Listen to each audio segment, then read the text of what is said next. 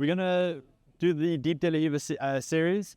We've done this previously, but we're going to add some layers and some depth to everything we've learned previously. Today, we're just going to focus on entries and controlling the position, okay? That's like 90% of what you need to know for the position. And the last 10% is just about utilizing your position and control to sweep and get on top, okay? So all of our entries are going to work here from the regular belly heaver position. So Rourke's in front of me, just a standard belly heaver position. I have a belly heaver hook on his right leg, right? And I can establish any sort of upper body grip. So I need one upper body grip and one lower body grip. With the lower body grips, guys, to 90, I can either go Achilles grip or a pants cuff grip, right? It doesn't really matter. It's up to you to which grip you prefer, okay? I generally use the pants cuff grip. It's a far more difficult grip to break, but the bonus of an Achilles grip is you have far more control of the leg, okay? For the upper body grip, 90 degrees, right?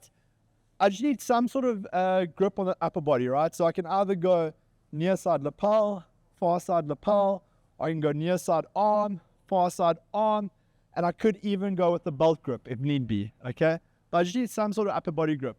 Unlike a standard belly heaver where I'm trying to establish a grip to break the posture, with the entry onto the deep belly heaver, I'm just trying to control the upper body. I don't really need to necessarily break my opponent's posture down, okay? So we'll just use a standard gripping system to start with. Once I've established an upper body grip and a lower body grip, right, my next main thing I need to do is to create an angle, okay? Right now, Rourke's spine and my spine, we're running parallel, so we're at 0 degrees. The closer I can get to 90 degrees, the easier it is going to be for me to transition into the deep belly heaver, okay?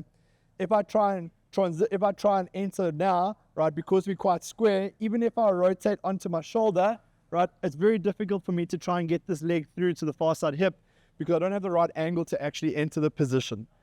So the closer I can get around to 90 degrees, right, even if I just shimmy over to this position, right, it's going to be easier for me to start weaving my leg through this space, okay? Turn, face the camera. When I enter, guys, I need to manage the distance between Rourke's legs, right? So when I start entering, right, and I want to get onto my shoulder and weave my leg through, if I kick Rourke's leg too far out and then I try and enter, it's going to be very difficult for my belly heaver leg or the hook side to get all the way through to that far side hip because I kicked his leg too far out.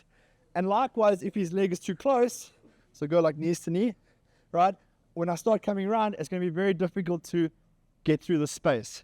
So when I'm in this position, I need to extend him out a little bit, right? But not so much that he's like almost in like a squat stance. Just enough space that my foot can actually weave through the space and get to the hip. So as I come here now, I press off the far side leg. I'm going to rotate onto my shoulder. I'm going to get off of my hips. I don't want to be rotating on my hips and then trying to slide my leg through, right? I want to come here, get off my hips, and feed my leg through. That's fine. Get back up. So I'm in the position. I've got a decent amount of space. If I didn't have enough space, I would have extended him out, right? Now I'm going to just move this arm.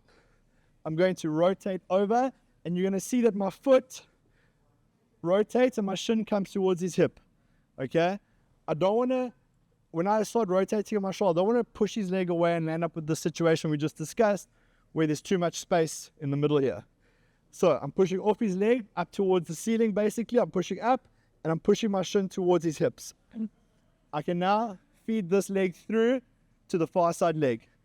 I don't have to weave it through to the hip at first. I can bring it through underneath my other foot if it's easier to get there. From here now, I square my hips back up. I can switch my feet around and my foot, just move this arm, my foot can come up towards his hip, okay? My secondary foot is going to hook the back of his knee.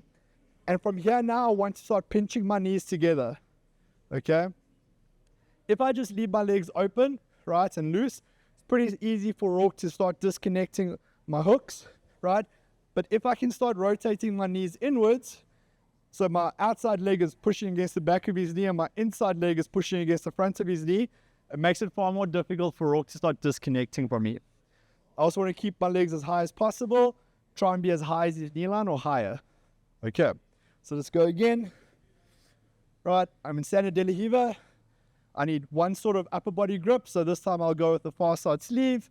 Okay, I need some sort of lower body grip, so I can go with the pants grip. Right, from here I need to make sure there's enough space, so I extend them a little bit to make sure there's enough space for me to weave through. And then from here I'm going to start creating an angle. I'm going to push off of his leg, but not push his leg away. Okay, so I'm pushing on the top of his leg, bringing my shin towards his hip, and I'm going to feed the deli Riva hook through.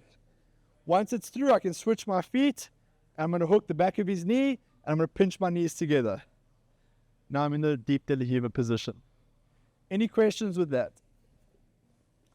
Pretty simple, pretty basic. We're going to start with that for now. Okay, awesome. 1, 2.